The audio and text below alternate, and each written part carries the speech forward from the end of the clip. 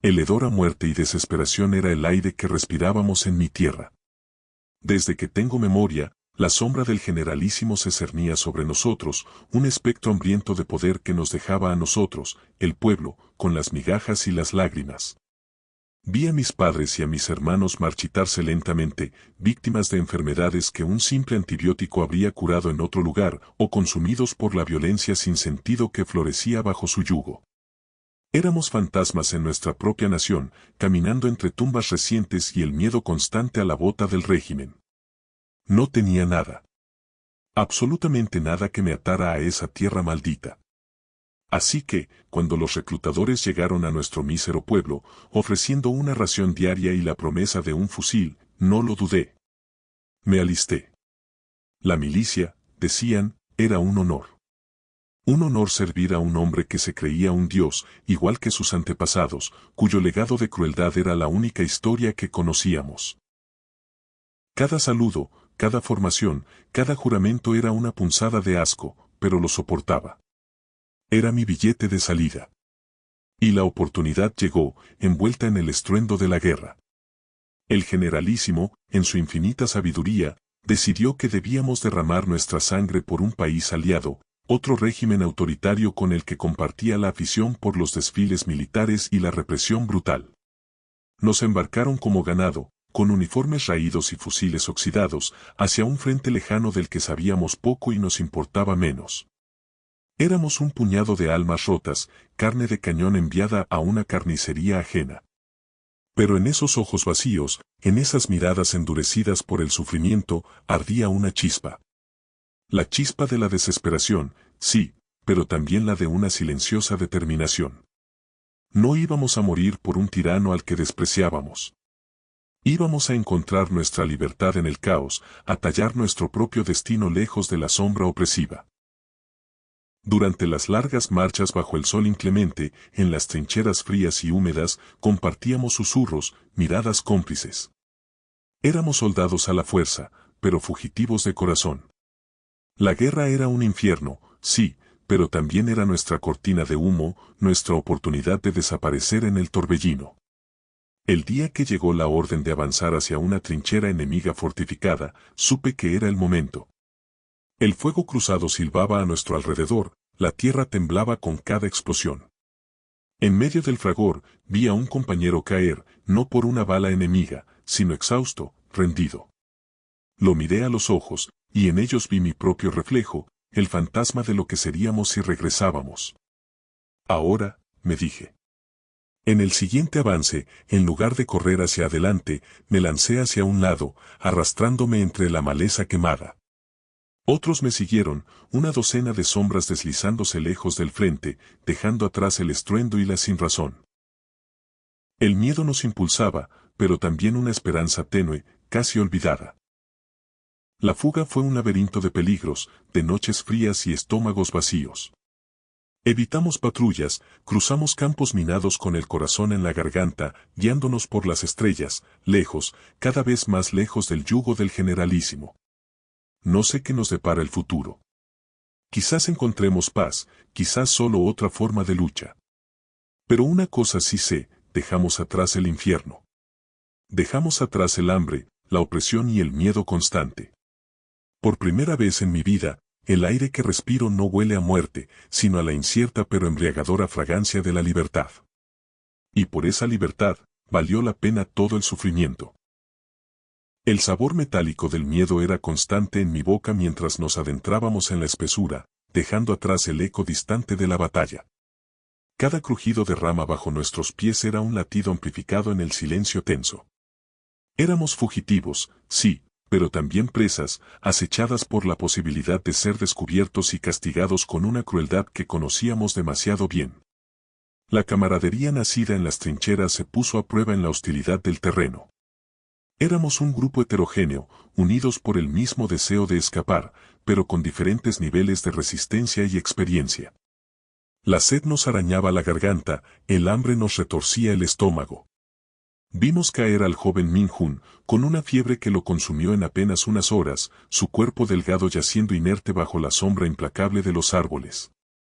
Luego fue el turno de Soo-Jin, una madre que soñaba con reencontrarse con su hijo, cuyo pie quedó destrozado por una mina enterrada en un sendero aparentemente inofensivo. Su grito desgarrador aún retumba en mis pesadillas. Cada pérdida era un golpe en el alma, una punzada de culpa por seguir adelante mientras otros quedaban atrás. La esperanza, al igual que nuestras provisiones, se iba agotando con cada día que pasaba.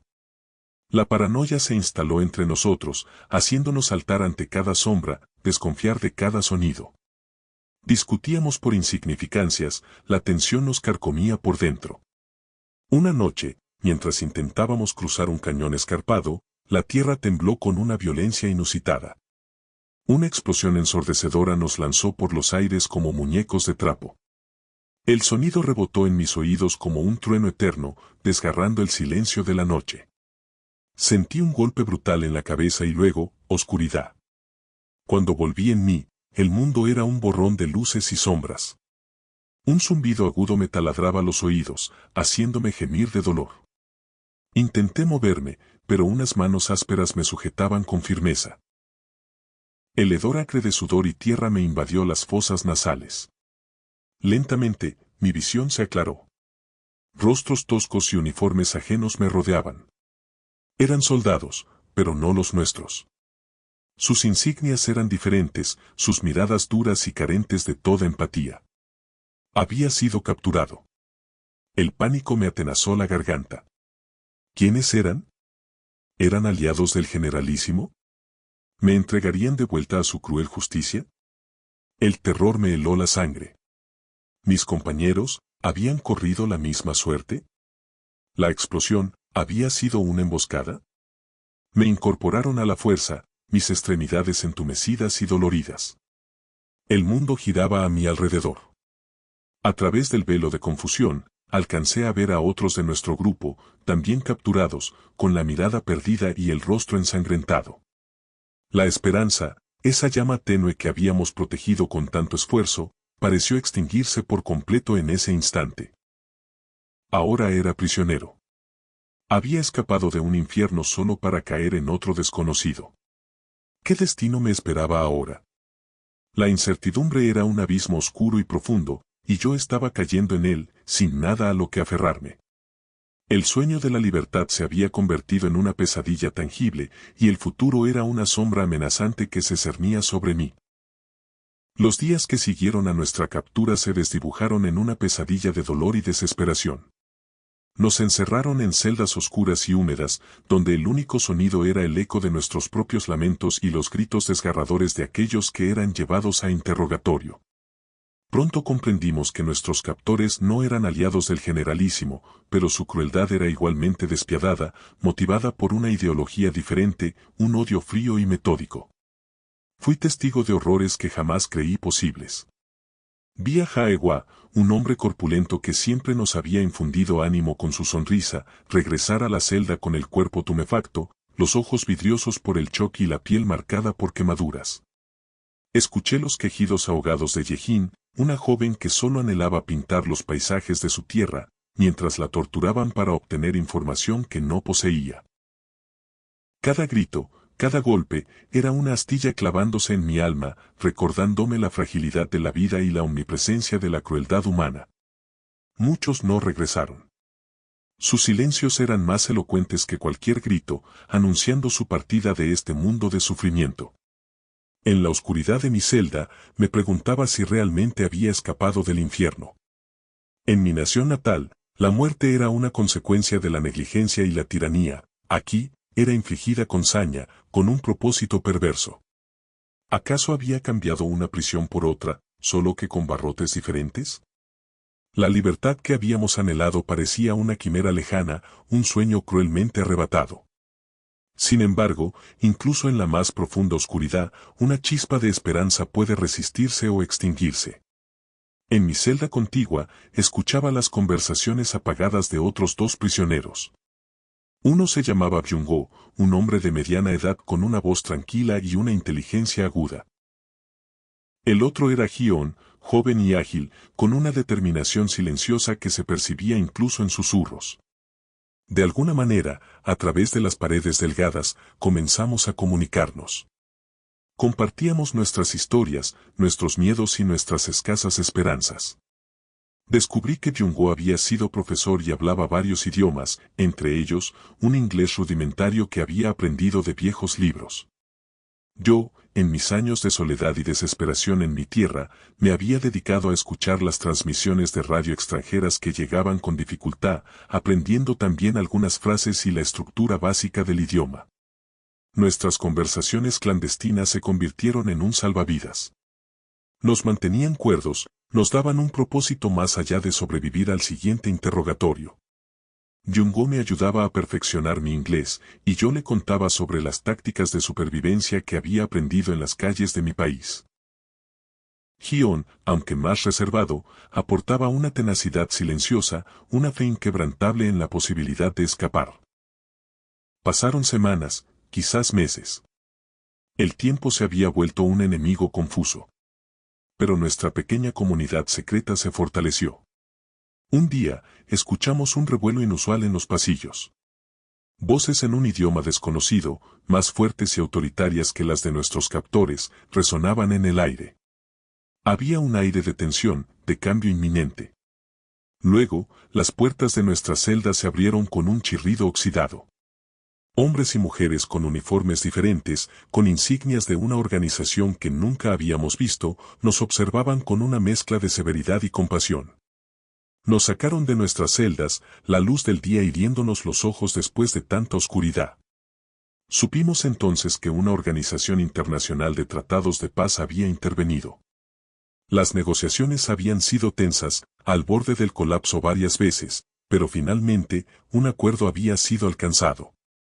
Éramos parte de un intercambio, peones en un juego geopolítico que apenas comprendíamos. El alivio fue inmenso, casi paralizante. Pero el miedo persistía. ¿A dónde nos llevarían? ¿Seríamos devueltos a la tiranía que habíamos intentado dejar atrás? Fue entonces cuando mi rudimentario inglés se convirtió en nuestra tabla de salvación. Cuando uno de los representantes de la organización internacional comenzó a hacer preguntas, vacilantes y con el corazón latiéndome con fuerza, me atreví a responder. Hablé de mi país, de la crueldad del generalísimo, del hambre y la muerte que eran la norma. Hablé de nuestra desesperada huida, de los compañeros que habíamos perdido en el camino y de los horrores que habíamos presenciado en esa prisión. Jung-Woo, con su inglés más fluido, añadió detalles, pintando un cuadro sombrío de la situación en nuestra nación. Hyun, con su mirada intensa y sus pocas palabras medidas, transmitió la profundidad de nuestro sufrimiento. Para mi sorpresa, los representantes de la organización escucharon con atención. Uno de ellos, una mujer de rostro amable y ojos penetrantes, se acercó a mí. Me preguntó sobre mis habilidades, sobre lo que había aprendido. Le conté de mi aprendizaje autodidacta de idiomas, de mi capacidad para observar y aprender rápidamente. Después de horas de interrogatorio y deliberación, la mujer regresó con una noticia que nos llenó de una incredulidad jubilosa. Debido a la situación política en nuestro país y a los testimonios de las atrocidades, la organización había decidido ofrecernos asilo temporal en un país neutral. No seríamos devueltos al infierno del que habíamos escapado. Las lágrimas corrieron por nuestros rostros, una mezcla de alivio, gratitud y la liberación de años de terror. Miré a Jung-Woo y a Hyun. Habíamos sobrevivido. Contra todo pronóstico, habíamos encontrado una luz al final del túnel. El camino hacia la libertad aún era incierto, pero por primera vez en mucho tiempo, teníamos la oportunidad de construir un nuevo futuro, lejos de la sombra del generalísimo y de los horrores que habíamos vivido. La ratonera se había abierto, y aunque las cicatrices permanecerían, la esperanza de una vida digna volvía a florecer en nuestros corazones maltrechos. Los meses se deslizaron con una cadencia suave, muy diferente al ritmo cruel y opresivo de mi pasado. Caminar por las calles de esta nueva nación era una experiencia casi surrealista. El aire no olía a miedo, sino a las flores de los jardines y a la comida recién preparada en los puestos callejeros. Las risas de los niños jugando se escuchaba sin el eco distante de sirenas o disparos. Era la paz, una melodía que mi alma casi había olvidado. Aprendí el idioma local con la misma tenacidad con la que había descifrado las ondas de radio prohibidas en mi juventud. La gente era curiosa y amable, preguntando con respeto sobre mi origen, ofreciéndome una sonrisa comprensiva cuando mi torpe acento revelaba mi pasado. Por primera vez en mi vida, sentía que pertenecía a un lugar, no por obligación, sino por elección. Aún así, las sombras del pasado acechaban en los rincones de mi mente. Jung-Go y Hyeon, mis compañeros en la fuga y el cautiverio, también luchaban por encontrar su lugar en este nuevo mundo. Nos reuníamos a menudo, compartiendo comidas y silencios cargados de recuerdos imborrables. Fue en una de esas reuniones que recibimos noticias sombrías. Hyeon, el joven de la determinación silenciosa, no había podido silenciar los fantasmas que lo atormentaban. La culpa de dejar atrás a su hermana menor en nuestra patria lo había consumido lentamente. Una mañana, lo encontraron sin vida en su pequeño apartamento, un adiós silencioso escrito en una nota temblorosa. Su espíritu indomable había sido finalmente doblegado por el peso del remordimiento. Jung-Go, el profesor de voz tranquila, tomó la noticia con una tristeza estoica. Yo sentí un escalofrío helado recorrer mi espalda. Éramos supervivientes, sí, pero las heridas invisibles de la tiranía eran profundas y a veces fatales. Con el tiempo, Jung-Go también se desvió. La adaptación a esta cultura vibrante y despreocupada le resultaba esquiva. El recuerdo constante de las torturas y la pérdida lo empujaba a buscar consuelo en la botella. Lo encontré varias veces en bares oscuros, con la mirada perdida y murmurando en su lengua materna, intentando ahogar los gritos que atormentaban su cabeza. Su intelecto brillante se nublaba con cada trago, y pronto, sus problemas con la bebida lo llevaron de un arresto a otro, convirtiendo su nueva libertad en una serie de pequeñas prisiones autoimpuestas. Yo también sentía el aguijón del pasado, pero la visión de los niños jugando en las calles, la amabilidad de los extraños y la simple posibilidad de elegir mi propio camino me daban fuerzas para seguir adelante. Aprendí un oficio, hice amigos y, lentamente, comencé a construir una vida sobre las ruinas de la anterior. A menudo me detenía en medio de una calle concurrida, sintiendo el sol en mi rostro y escuchando el bullicio alegre a mi alrededor. Pensaba en el niño hambriento y asustado que una vez fui, en los rostros demacrados de mi familia, en la crueldad sin sentido del generalísimo. Y me maravillaba de haber llegado hasta aquí. No había sido fácil. El camino hacia la libertad estaba pavimentado con pérdidas y dolor. Pero la posibilidad de respirar aire puro, de caminar sin miedo, de elegir mi propio destino, era un tesoro incalculable. Si mi historia puede ofrecer una lección, es esta: la oscuridad puede ser profunda y opresiva, la crueldad humana, abismal. Pero la resiliencia del espíritu humano es una fuerza poderosa. Incluso en los regímenes más brutales, en las prisiones más oscuras, la esperanza puede persistir como una pequeña llama. La libertad no es solo la ausencia de cadenas físicas, sino también la liberación de las cadenas invisibles del miedo y el trauma. Y aunque el camino hacia la sanación puede ser largo y tortuoso, la posibilidad de encontrar la paz y construir una vida digna siempre existe. No permitamos que la desesperación nos consuma. Busquemos la luz, aferrémonos a la esperanza y recordemos siempre que incluso después de la noche más larga, el sol siempre vuelve a salir. La humanidad tiene la capacidad de infligir un sufrimiento inmenso, pero también posee una capacidad infinita para la compasión, la empatía y la reconstrucción. No perdamos la fe en esa capacidad.